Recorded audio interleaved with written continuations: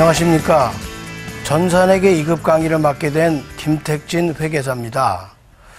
통상 전산세무회계는 4계급수로 나눠져 있고, 오늘 여러분들이 듣게 될 강의는 가장 그 밑에 급수 전산회계 2급 강의인데요. 그 전산회계 2급 강의 중에서 여러분들이 가장 어려워하는 부분이 바로 분계입니다. 그래서 오늘은 그 첫 시간으로서 분계에 대한 얘기를 집중적으로 여러분들한테 말씀드리도록 하겠습니다.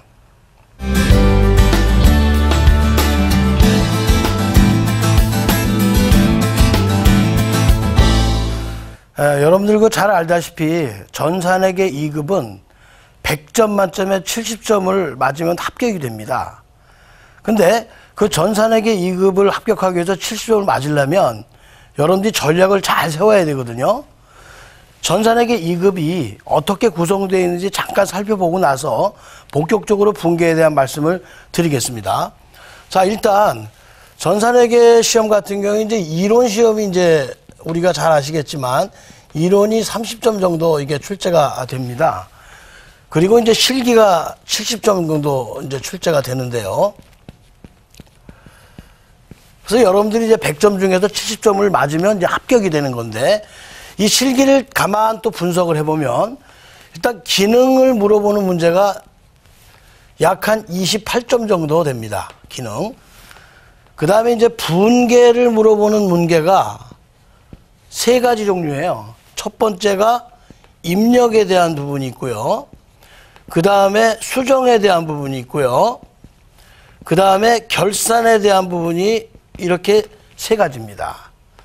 예. 그리고 다시 이 분계 입력에 대한 문제는 여러분 잘 아시겠지만 8문제가 나옵니다. 3점짜리가. 그러니까 24점, 24점이죠. 그 다음에 수정에 대한 문제가 6문제가 나오고요. 그 다음에 결산에 대한 문제가 보통 조금 차이가 있습니다만 차수별로 약 한 12점 정도 이렇게 아마 출제가 될 겁니다. 그래서 여러분들이 이 70점 중에서 지금 보시겠지만 가장 비중이 큰 게 지금 분계 문제가 가장 비중이 크거든요. 또한 이론 시험도 보면은 계정 과목하고 분계가 섞여서 출제가 되는 부분도 약 거의 한 10점에서 한 12점 정도 이렇게 됩니다, 이게. 그리고 이제 나머지가 이제 그 일반 이론이라든가 여러 가지가 나오는데, 그렇다고 본다면 이 분계가 차지하는 부분만 보더라도 벌써 여기하고 다 합치면은, 그렇죠, 거의 50% 이상 차지하는 부분이 바로 이 분계입니다. 분계. 그리고 이제 여러분들이 이제 회계를 갖다가 공부하실 때 항상 보면은 이 가장 어렵게 생각되는 부분이 이게 분계입니다. 분계. 그래서 분계 그러면은 우리가 좀 속된 말로 이렇게 화나는 분계한다 이런 얘기 말씀하시는 분도 있어요. 또 지난번에 제가 책을 보다 보니까 어떤 그 대학교 교수님께서 말씀하시는 게 미안하다, 차대변이라서 이런 얘기도 있어요. 그게 무슨 얘기냐면 그만큼 차변대변이 어렵다는 거거든요. 차변대변이. 우리가 이제 분계라는 말을 들어보면 결국 분계라는 것은 나누어서 기록을 하는 겁니다. 나누어서. 어떻게 나누어서 기록을 하냐면 차변과, 그렇죠, 대변을 나누어서 기록을 한다는 거예요. 어떤 한 거래를 가지고 차변과 대변으로 나눠서 기록을 하는데, 이게 왜 그렇게 어려우냐면 세 가지 때문에 어려운 겁니다. 이 거래에 대한 분계가 어려운 이유는 첫 번째가, 그렇죠, 일단 차변 대변을 갖다가 어떻게 구분할 것이냐, 어떤 거를 차변에 쓰고 어떤 것을 대변에 쓰느냐, 이게 어려운 거예요. 첫 번째가. 이거 뒤집어 놓으면 전혀 다른 문제가 돼버립니다. 그 다음에 두 번째는, 그렇죠, 계정 과목이 어려운 거예요. 계정 과목이. 어떤 계정 과목으로 할 것인가가 상당히 어렵습니다. 그리고 마지막으로는 금액이 얼마인가를 결정하는 문제가 역시 또 굉장히 어렵습니다. 그래서 이 세 가지 문제가 결국 분계를 결정하는 것인데, 이것이 결국 그렇게 쉽지가 않아요. 그래서 우리가 이제 제1강에 이제 전산회계 2급 그 이론에 대해서 설명을 해야 되는데, 제가 이 이론 설명하면서 회계의 정의다, 회계의 분류다, 무슨 회계 원칙이다 이런 여러 가지 얘기들이 많습니다만은 그 시간상 저는 이런 것들은 좀 여러분들이 뭐 여러 가지 책이라든가 다른 데서 많이 보실 테니까 일단 여러분들이 가장 그 좀 이렇게 그 난해하고 어려워하는 분계를 좀 집중적으로 여러분들 말씀드리고자 합니다. 자, 그렇다면은 한번 분계 원리부터 한번 우리가 한번 좀 살펴보기로 하겠습니다. 분계 원리에 대한 주장이라는 것은 무슨 얘기냐면 많은 그 강의하시는 분들이 분계를 여러분들한테 쉽게 설명하고자 여러 가지 그 방법에 설명을 해요. 예. 자, 이렇게 하면 분계가 쉬울 것이다. 뭐 이런 얘기죠. 예를 들면. 그래서 이제 여러 가지 원리가 있는데 일단은 그 저는 이제 통상적으로 여러분들이 많이 들어봤을 만한 그런 내용 중에서 한 4가지 정도, 그렇죠? 4가지 정도를 주장하시는 그런 근거에 대해서 한번 과연 이것이 논리적으로 맞는 것인지를 우리가 한번 살펴보려고 그래요. 제가 이런 것을 말씀드리는 것은 지금 이런 원리 주장에 대한 것을 반박하고자 하는 뜻이 아니고요. 아니고 이러한 것을 우리가 살펴봄으로 해서 분계에 대한 직접적인 원리를, 그렇죠. 원리를 한번 이해해보자. 뭐 그런 뜻이지, 이거 주장이 뭐 잘못됐다, 틀렸다, 이거 아닙니다. 그리고 말씀드리는 것은 제 주장이 꼭 옳다는 건 아니고요. 판단을 여러분들이 하셔야 되고요. 일단 분계 주장에 대한 것을 4가지 살펴보고, 그리고 저가 어떻게 분계에 대해서 여러분들한테 설명할 것인가에 대한 부분은, 그렇죠. 뒷부분에 설명드리도록 하겠습니다. 자, 먼저 제일 처음에 그 많은 그 원리 주장 중에 하나가 뭐냐면 차변은 들어온 것이고 대변은 나간 것이다. 이렇게 주장하시는 분들이 있어요. 그러니까 차변은 들어온 거고 대변은 나간 거다. 그 얘기 뭐냐면 어떤 거래를 갖다가 분계를 할 때 그 분계 중에서 들어온 거는 차변에 쓰고 나간 거는 대변에 써라. 그러면 분계가 쉬울 것이다. 뭐 이런 얘기죠. 그래서 한번 그것이 제가 맞는 것인지 한번 유형별로 한 4가지 사례를 가지고 한번 설명을 드리도록 해보겠습니다. 자, 이런 거래가 있네요. 자, 상품을 현금을 주고 샀다. 그렇죠. 그럼 어떻게 되나요? 자, 들어온 거 뭐죠? 들어온 게 상품을 현금 주고 샀으니까 상품이 들어왔네요. 그죠? 그리고 현금을 주고 샀으니까 현금이 나갔네요. 그래서 이제 여기서 보면 차변에 들어온 게 상품이니까, 그렇죠. 차변에 상품 썼고, 그 다음에 현금이 나간 거니까 대변에 썼습니다. 이것만 보면 아주 분계가 훌륭하게 잘 된 겁니다. 자, 두 번째는 돈을 은행에서 빌렸다. 자, 이 거래는 어떻게 될까요? 일단 돈을 은행에서 빌리면 어떻게 되나요? 현금이 들어오죠. 그러니까 현금 들어온 거 맞네요. 차변. 자, 그런데 대변에는 나간 게 있나요? 나간 건 없지 않습니까?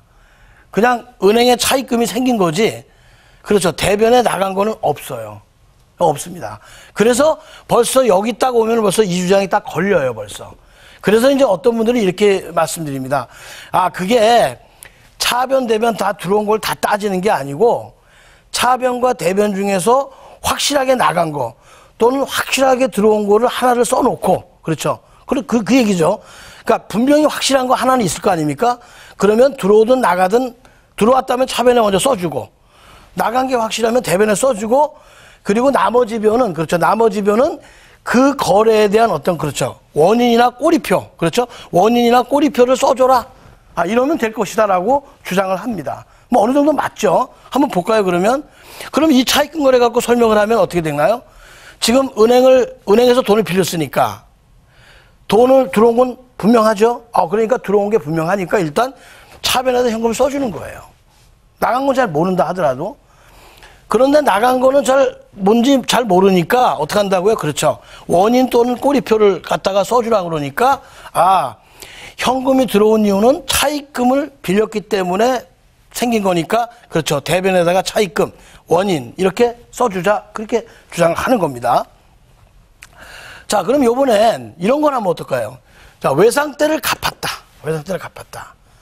그러면 외상대를 갚았다. 그러면 돈으로 갚았을 거니까 나간 게 대변이네요, 이번에는. 그렇죠? 그러니까 대변에다가 현금 나간 거 이렇게 일단 써주자는 거예요. 확실한 거부터. 그 다음에 차변에는 상대편에는 어떻게 돼요? 들어온 건 없지만 어떻게 돼요? 그렇죠. 이거에 대한 원인이나 꼬리표, 즉 외상매입금. 그래서 우리가 차변에 외상매입금, 대변에 현금 이렇게 분계를 해주자. 이렇게 주장하는 거예요. 여기까지도 뭐 어느 정도 뭐 맞습니다. 자, 근데 이제 마지막 거를 한번 볼까요? 연말에 급여를 지급하지 못했다. 자, 이거를 한번 어떻게 되나요? 자, 연말에 급여를 지급하지 못했는데 나간 게 있나요? 없죠. 나간 게 없습니다. 그러면 들어온 거는? 들어온 것도 없죠. 들어온 것도 없고 나간 것도 없습니다. 지금 이게. 그러면은 우리가 자, 들어온 거 차변이고 나간 거 대변이야. 또는 둘 중에 확실하게 들어온 거 나간 거 하나 써주고 해. 이러면요. 그 원리만 가지고 있으면은 이런 분계가 딱 들어오면 이제 혼돈이 옵니다. 이거 어떻게 분계해야 될지를 잘 몰라요. 그래서 이 원리를 가지고 분계를 하다 보면 이런 부분에서 막히기 때문에 이것은 다소 설득력이 좀 약하다. 이렇게 제가 말씀드리는 거고요. 자, 두 번째 이제 이런 게 있습니다. 이제 원인이 차변, 결과가 대변. 또 어떤 분들은 결과가 차변, 원인이 대변. 이렇게 또 말씀하시는 분도 있어요. 이게. 그럼 과연 맞는지 한번 볼까요? 상품을 현금으로 샀다. 자, 원인이 차변이다. 현금으로 샀다. 현금이 어떻게 돼? 왜 지불됐죠? 상품을 샀기 때문에 현금이 나간 거죠. 그러니까, 상품이 차변의 원인으로 기록이 되고, 그 다음에 대변이 결과로서 현금으로 기록이 되면, 여기 맞아요. 여기까지 맞습니다. 자, 두 번째. 돈을 은행에서 빌렸다. 이렇게 되면 어떻게 되죠? 은행에서 돈을 빌렸기 때문에 돈이 들어온 거잖아요. 그러니까 원인이 차입금이 원인이네요. 그렇죠? 그리고 그 결과로 돈이 들어온 거예요. 이 경우에는 어떻게 되나요? 원인이 지금 반대로 가버렸잖아요. 원인이. 그러니까 이런 주장은 어떻게 됩니까? 어떨 때는 뭐 차변, 대변 막 섞이잖아요. 어떨 때 원인이 차변 가고 또 어떨 때 대변이 뭐 가니까 이거는 일관성이 없다는 거예요. 그래서 이건 이 주장 자체가 좀 일관성이 없기 때문에 좀 바람직한 주장은 아니다라고 이제 말씀을 드리는 거고요. 자, 세 번째가 상당히 설득력이 있긴 합니다. 한번 볼까요? 자, 순자산의 증가는 차변, 그 다음에 순자산의 감소는 대변. 상당히 설득력이 있는 겁니다. 이거는. 자, 그러면 한번 볼까요? 이제 상품을 현금으로 산 거래 한번 볼까요? 상품이 들어오고 현금이 나간 거죠. 그럼 상품은 뭐죠? 그렇죠. 자산이 증가한 거 맞죠? 그러니까 차변 맞습니다. 또 현금이 나갔으니까 순자산이 감소한 거 맞습니다. 여기까지 맞습니다. 자, 돈을 은행에서 빌렸다. 여기도 어느 정도 맞죠? 왜 그러냐면 차입금이라는 것은 어떻게 되죠? 빚이죠, 빚. 부채죠. 부채가 증가했다는 건 어떻게 됩니까? 그렇죠. 순자산이 감소한 거죠. 그러니까 여기까지는 맞아요, 어느 정도는. 그 다음 분이 이제 문제입니다. 자, 투자를 받았다. 차변의 현금, 대변의 자본금. 과연 이게 맞는지 한번 볼까요? 자, 투자를 받았으니까 돈을 받았죠? 그러니까 순자산 증가한 거 맞습니다. 근데 요게 문제죠, 요게. 자, 자본금이 이제 증가한 거죠. 요게. 우리가 일반적인 상식으로 딱 생각해 보세요. 우리가 분계에 대한 원리를 갖다가 이해할 때는 어떻게 돼? 거의 초보자가 맞거든요. 이 초보자들이 분계를 이해하기 위해서 지금 이 논리를 갖다가 우리가 전개하는 건데, 자, 자본금이 늘었는데 순자산이 감소해. 얼핏 딱 생각하면 어떻게 돼요? 그렇죠. 자본금이 증가하지만 자본이 늘었다고 생각하지 순자산이 감소했다고 보지 않거든요. 그러니까 이게 설명이 좀 쉽지 않다는 거예요. 물론 이게 논리적으로는 맞아요. 사실은. 뒤에 문제 한번 더 볼게요. 자, 현금으로 상품을 팔았다. 그럼 어떻게 되죠? 상품 팔았으니까 돈이 들어왔죠? 현금 순자산 증가 맞습니다. 이건 어떻게 되나요? 대변의 상품 매출 이렇게 원래 분계해야 되는데 이게 순자산이 감소했느냐? 그렇지가 않거든요, 이게. 자, 보세요. 상품 매출이면 어떻게 순자산이 감소합니까? 본래 상품이 나갔으니까 순자산이 감소했다라고 설명할 수 있어요. 기본적으로. 그러나 우리가 얼핏 딱 보면 어떻게 되죠? 상품 매출이 순자산이 감소했다? 좀 이게 좀 논리가 좀 안 맞아요. 물론 이거나 사실은 순자산이 감소한 건 맞습니다. 사실은. 예, 논리적으로는 맞아요. 맞지만 그거를 논리적으로 이렇게 이해해가지고 이거는 맞아. 방정식에 의해서 순자산이 감소한 거야. 그 다음에 이게 상품 매출은 실제로는 수익이 발생한 거지만 우리가 상품 계정을 이분법으로 쓰다 보니까 사실은 상품이 나갔음에도 불구하고 상품 매출 계정을 써줘야 돼라고 우리가 설명을 하면서 이 분계 원리를 설명하기에는 너무 어렵다는 거예요, 이게. 그렇죠? 상품이 나간 건 맞지만 그래서 어쨌든 순자산의 증가는 차변, 순자산의 감소는 대변이라고 말하는 것도 사실은 우리가 명쾌하지는 않습니다. 논리적으로는 맞지만 그 초보자들이 붕괴의 원리를 이해하기에는 조금 어렵다 이렇게 말씀을 드리고요. 이제 마지막으로 이제 어떤 분들이 이런 걸 얘기를 해요. 뭐 좋은 건 차변, 나쁜 건 대변 이렇게 말씀도 합니다. 근데 이거는 여러분들이 보시다시피 자, 좋은 건 차변, 대변 여기까지 다 맞아요. 예. 그리고 차입금 빌리는 게 나쁜 거다. 물론 나쁘긴 하죠. 그러나 사실은 차입금을 빌리는 것도 그렇게 나쁜 거는 아닙니다. 이게 왜냐하면 빚은 늘었지만 회사의 자금이 풍부해지니까 이거를 꼭 나쁜 거다 이렇게 좀 표현하기에는 조금 논리적으로 좀 그렇고요. 자, 투자를 받았다. 아까 그 우리 지난번 거래도 나왔죠. 자본금이 증가했잖아요. 이 자본금 증가한 게 나쁜 건가요? 그러면 남한테 빌린 건 나쁘고 자본금이 나쁘면 이건 자기 자본이고 타인 자본인데 이것도 나쁘고 이것도 나쁘다. 그러면 이게 좋은 게 없잖아요. 사실은 자기 자본이 느는 것은 나쁜 건 아닙니다. 재무 구조가 더 건전해지기 때문에 나쁜 거라고 볼 수는 없습니다. 제 마지막이 더 문제예요. 아까 우리 상품으로 파는 거 예제 봤죠? 차변에 현금 들어왔으니까 좋은 거 맞습니다. 근데 상품 매출한 거 이게 나쁜 건가요? 그렇게 얘기할 수 없죠. 왜? 회사가 우리가 이익을 내기 위해서는 상품을 많이 팔아야 되겠죠, 우리가? 그렇죠? 그런데 상품 매출한 게 나쁜 거라고 하면 이건 좀 논리적으로 좀 맞질 않아요. 그래서 이 네 가지 논리가 뭐 꼭 제가 틀리다 맞다라는 것보다는 우리가 이 분계를 처음 배우는 초보자들이 그 분계를 하는 원리라고 생각하는 이 방식에서 그런 관점에서 본다면 이 네 가지는 약간 좀 논리적으로 이렇게 좀 명쾌하지 못하다. 이렇게 지금 말씀을 드리는 거라서 제가 말씀드리는 것은 이런 거보다는 좀 우리가 논리적으로 명쾌하게 설명할 필요가 있다고 생각을 해서 저는 회계 방정식을 가지고 그렇죠? 회계 방정식을 가지고 차변 대변을 결정하는 것이 맞다라고 제가 생각하기 때문에 회계 방정식에 의한 분계 방법을 설명을 드리도록 하겠습니다. 자, 여러분들이 보시다시피 지금 회계 방정식이라는 것은 자산 이꼬로 부채 플러스 자본으로 돼 있어요. 이게 바로 이제 대차대조표 등식이라고도 말합니다. 대차대조표 등식. 대차대조표의 차변은 자산이고 그다음에 대변은 부채 자본이라고 그래서 말씀드리는 건데 우리는 이 회계 방식을 가지고 그렇죠. 우리가 한번 분계 방법을 한번 설명을 드리도록 하려고 합니다. 자, 우리가 이제 회사를 한번 만든다고 한번 가정을 한번 해보죠. 자, 우리가 회사를 만들면 제일 먼저 중요한 게 뭐죠? 그렇죠. 자금이 얼마 필요할까? 이걸 먼저 생각을 할 거예요. 자금이. 자, 근데 우리가 이제 필요 자금이 한 10,000원이라고 이제 한번 가정을 하겠습니다. 10,000원. 내가 10,000원을 가지고 이제 사업을 시작을 해야 돼요. 근데 그 10,000원이 필요한 것은 뭐냐면 이런 네 가지 때문에 필요한 거예요. 첫 번째가 뭐냐면 자, 가게를 얻어야 될 텐데 가게에 대한 보증금이 한 3,000원 정도 되고 그 다음에 이제 그 가게 얻고 나면 뭐 인테리어도 하고 그 다음에 뭐 집기라든가 이런 거 여러 가지 사야 되지 않겠습니까? 뭐 이게 한 1,500원 정도 들어가고 그 다음에 이제 그 우리가 상품을 사고 팔려면은 기본적인 재고는 있어야 되니까 원시 재고 그 금액이 한 3,500원 정도 필요하다. 그리고 이제 이거 다 갖춰졌다 하더라도 회사가 뭐 이렇게 설립하자마자 또는 가게를 열자마자 뭐 바로 그 우리가 그 손익분기점이 넘어가서 이렇게 돌아가는 건 아니잖아요. 그러다 보면 어떻게 되죠? 보통 우리가 뭐 6개월이면 6개월, 1년이면 1년 동안 운영자금을 우리가 이제 가지고 시작을 해야 돼요. 그게 없으면 이제 버티기가 어려우니까. 그래서 어쨌든 운영자금 2,000원 해가지고 전체가 우리가 10,000원이 필요하다. 우리가 사업을 이렇게 시작하는 거거든요. 자, 그 다음에 어떻게 되죠? 내가 이 돈을 어떻게 조달할 것인가?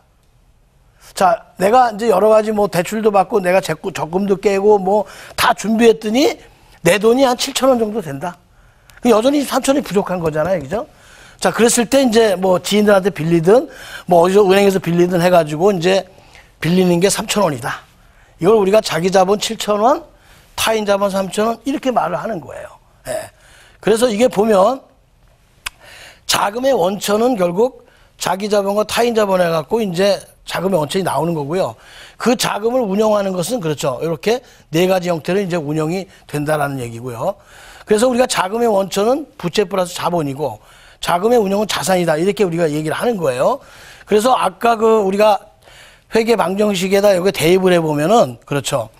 10,000원 이꼬로 그렇죠. 10,000원 이꼬로 그렇죠. 7,000원 플러스 3,000원. 이것이 바로 뭐냐면 회계 방정식입니다. 이제 이걸 가지고 우리가 이 논리를 가지고 그렇죠. 우리가 이제 방정식을 가지고 우리가 이제 분계를 우리가 이해를 해야 되는데 처음에 이제 10,000원을 가지고 이제 사업을 시작을 합니다. 사업을 시작을 하면요. 조금 있으면 어떻게 되죠? 그렇죠. 우리가 장사를 하면 비용도 발생하고 수익도 생기죠. 그렇죠. 그러면 이 회계방정식이 이렇게 바뀌어요. 이렇게. 요거였다가 이렇게 바뀝니다. 일정 기간 동안 벌어들인 수익이 있고 일정 기간 동안 쓴 비용이 있습니다. 요게 추가가 되면 회계방정식이 요거에서 그렇죠. 이렇게 바뀝니다. 이렇게 바뀌어요. 자, 바뀌는데 요걸 가로를 이렇게 풀어요. 가로를 풀면은 이렇게 되겠죠. 예. 요게 수익이고 마이너스 비용 됩니다. 요게 이제 수정된 회계방정식이에요. 요게. 자, 이 상태에서 우리가 이 비용을, 그렇죠. 비용을 저쪽 차변으로다가 우리가 이항을 한번 해보겠습니다. 이항을 하면 요게 마이너스 비용에서 이게 플러스 비용 되겠죠. 이렇게 플러스 비용 됩니다. 자, 그러고 나면 이것이 바로 뭐냐 하면 회계 거래의 5요소라는 거예요. 회계는 이렇게 5가지 요소를 가지고, 그렇죠. 회계 거래가 일어나는 거예요. 이 5가지에서 움직이는 겁니다. 전부 다. 이게. 그래서 이제 이걸 가지고 우리가 가로 부등호 안의 좌측을 우리가 좌변이라고 얘기를 하고요. 이걸 차변이라고 우리가 얘기하겠습니다. 차변. 이쪽을 대변이라고 하겠습니다. 우측변을 대변이라고 하겠습니다. 그래서 자산 비용 이꼬르 부채 플러스 자본 수익 해가지고 우리가 회계거래 5요소가 대차 평균이 이제 일치하는 거거든요. 자, 그러면 이제 여기서부터 다시 한번 우리가 이제 수식을 전개해 보겠습니다. 지금 여기에 대변에 있는 거는 차변으로 보내고, 그렇죠? 차변에 있는 걸 한번 대변으로 한번 보내보겠습니다. 보내면은 수식이 이렇게 바뀌죠. 그렇죠? 이렇게 바뀝니다. 바뀐 상태에서 수익하고 비용은 마이너스가 발생이 안 되죠. 수익은 발생을 하면 하는 거고 아니면 아닌 거고 그러는 거지 뭐 수익이 마이너스 그건 없는 거죠. 비용도 마찬가지예요. 비용 마이너스는 없는 거예요. 플러스지. 그래서 수익 마이너스 비용 마이너스를 제하고 없애고 그 다음에 이 두 가지를 우리가 플러스를 한번 하면 이 식을 플러스를 하면 어떤 방정식이 나오는지 한번 보면 자, 이 방정식이 의미하는 바가 뭐죠? 자, 자산 플러스 비용이라는 건 여기도 이제 플러스가 붙어 있으니까 아하, 자산의 플러스, 자산의 증가는 차변이구나. 비용의 증가는 차변이구나. 이걸 말하는 겁니다. 반대로 마이너스 부채가 차변에 있다는 얘기는 어떻게 되죠? 부채가 마이너스 된 것은 차변이구나. 그렇죠? 자본이 마이너스는 차변이구나. 이런 얘기입니다. 이게 전부 다. 요걸 합쳐가지고 방정식을 내면 그렇죠. 요렇게 방정식에 합쳐질 겁니다. 요게. 그렇죠? 우리가 바로 이 8가지, 그렇죠? 이쪽에, 왼쪽에 8가지, 우측에 8가지, 이걸 가지고 우리가 도출해낸 것이 바로 회계거래의 8요소. 또는 저희가 어떤 분들은 회계거래의 8가지 유형, 이렇게 말을 하는 겁니다. 그게. 바로, 그 그림에 바로 여기 나와 있어요. 여러분들이 아마 이거는, 책에서 굉장히 많이 본 그림이죠, 이게. 예, 그렇죠? 이게 바로 거래의 8요소입니다, 사실은. 예. 그래서 여러분들은 이 그림은 이제 상당히 많이 이제 그 책에서 많이 봐왔는데요. 이거를 우리가 다르게 또 표현하자면 이렇게 표현할 수가 있어요. 자, 우리가 자산이 증가하는 거래는 어떻게 조합이 될까요? 자산이 증가하는 거래는 그렇죠. 이렇게 4가지로 조합해서 발생을 합니다. 다른 자산이 증가하거나 이렇게 부채 감소 이렇게 됩니다. 또 반대로 자산이 감소하는 거래는 또다시 4가지 형태로 나타납니다. 그래서 제가 아까 말씀드렸죠. 이 거래는 그렇죠. 5가지 요소가 결합해서 8가지 유형으로 발생한다. 이것이 바로 분계의 원리입니다. 그래서 앞으로 여러분들께서 분계를 하실 때는 항상 어떻게 되죠? 그렇죠.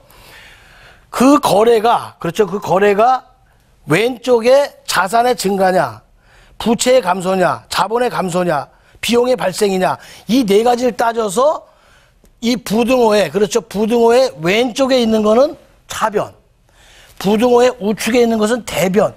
이러한 논리를 가지고 분계를 하셔야 돼요. 이런 논리가 없이 그냥 거래 8요소 해가지고 막 외우시면 나중에 이게 혼동이 오면은요, 시험 볼 때 혼동이 오면 문제를 풀 수가 없어요. 그래서 제가 여러분한테 말씀드리는 것은 방정식을 이해해서 그 방정식이 전개가 돼가지고 왔다 갔다 이항해가지고 결과적으로는 아까 봤지만은 그렇죠. 왼쪽에 4개, 오른쪽에 4개. 그렇죠. 그런 방정식이 만들어졌고 그 방정식에 의해서 우리가 거래 8요소의 왼쪽 4변, 우측 4변이 만들어졌기 때문에 여러분들이 그 논리를 가지고 거래 8요소 생각하면 혹시 거래 8요소를 잊어버리더라도 그렇죠. 그 논리를 잘 따져갖고 하면은 여러분들이 아, 어느 게 차변이고 어느 게 대변이구나 하고 우리가 이해할 수 있다는 겁니다. 다음 시간에는 여러분들한테 그 분개를 그러면 실질적으로 분개를 하는 방법이 어떻게 하면 좀 쉽게 할 수 있느냐. 그냥 분개를 지문을 보고 바로 분개를 하게 되면 분개가 어려워요, 이게. 그래서 저 나름대로 이제 분개를 나름대로 좀 이렇게 단계적으로 할 수 있는 방법을 가지고 제가 생각해 난 게 뭐냐면 3단계에 의한 분개 방법, 이렇게 제가 말씀을 드렸어요. 3단계에 의한 분개 방법이다. 그렇죠? 3단계 분개 방법에 대해서 설명을 드릴 건데, 이거 우선 잠깐 설명을 드리면 무슨 얘기냐면, 아까 우리가 말씀드렸잖아요. 분개의 8요소 얘기했잖아요. 똑같습니다. 어떻게 되냐면 1단계는 그렇죠. 1단계는 일단 증가감소를 따지는 거예요. 증가감소라는 것은 굉장히 쉽거든요. 어떤 게 증가했고 어떤 게 감소했느냐만 따지면 되니까. 아까 우리가 그 거래에 대한 주장을 살펴볼 때 증가감소를 따졌잖아요. 그러니까 우리가 뭐가 늘고 뭐가 감소했느냐를 따지는 건 쉬워요, 그게. 그 다음에 2단계는 뭐냐. 2단계는, 그렇죠. 2단계는 이 증가 감소된 거, 그렇죠. 이 증가 감소된 것이 어떤 계정 과목이냐. 그렇죠. 그러니까 5요소죠, 5요소. 아까 제가 말씀드렸죠. 5요소. 5가지 요소 중에서 어떤 거에 속하는지를 판단하는 거죠. 예, 판단을 하고. 이 증가 감소가 뭐 자산이냐, 부채냐, 또는 자본이냐, 아니면 그게 뭐 수익이냐 비용이냐를 따져주는 거예요. 그걸 따진 다음에 그 다음에 마지막에, 그렇죠, 마지막에 우리가 회계방정식에 의한 거래 8요소를 대입을 해서 이것이 차변이냐 대변이냐를 결정하는 이런 요소, 이런 방법, 이걸 갖다 우리가 3단계 분배 방법인데, 다음 시간에는 여러분들한테 이 3단계에 의한 분개 방법 예제한 3가지 하고, 그 다음에 좀 다소 복잡한 유형의 거래도 우리가 이 3단계 방법에 의해서 차분하게 우리가 설명을 하고, 여러분들이 회계를 또는 분개를 쉽게 이해할 수 있는 그런 그 원리들에 대해서 한번 자세하게 설명하도록 그렇게 하겠습니다. 여러분들 그 이번 시간에 그 분개에 대한 내용을 쭉 살펴봤는데요. 그 분개에 대한 그 여러 가지 주장 근거들이 많이 있는데, 여러분들이 그것에 대해서 뭐 맞다 틀리다 이게 중요한 게 아니고요. 그런 주장들에 대해서 여러분들이 그 이론적 근거를 살펴봄으로써 분개에 대한 원리를 이해하고자 하는 것이었고요. 가장 중요한 것은 우리가 이제 그 방정식에 의해서 분개가 어떻게 이루어지느냐 살펴보는 것이 사실 가장 논리적입니다. 그래서 이번 시간에는 그 2가지를 살펴봤고요. 다음 시간에는 실질적으로 분개를 하는 방법, 즉 3단계에 의한 분개 방법에 대해서 여러분들과 함께 차근차근 시간을 한번 갖도록 그렇게 하겠습니다. 감사합니다.